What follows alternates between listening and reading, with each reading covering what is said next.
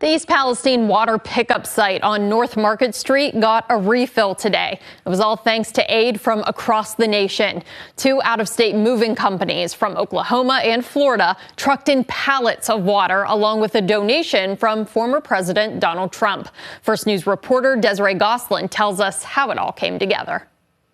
And I want to thank those of you that helped John Rourke, who's fantastic, Blue Line Moving. John Rourke says after hearing about the train derailment in East Palestine and seeing videos of oily substances in the waterways, he just had to do something. And I said, you know, they could sure use some water up there, I bet.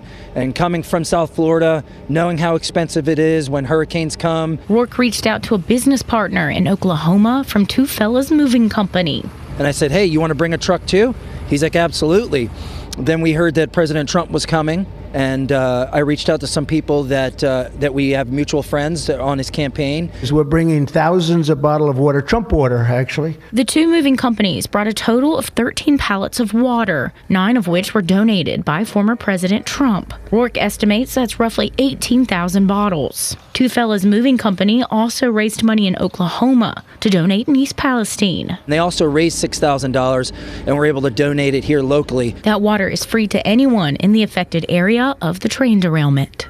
Volunteers tell me that more pallets of water will be arriving by semi here in the next few days.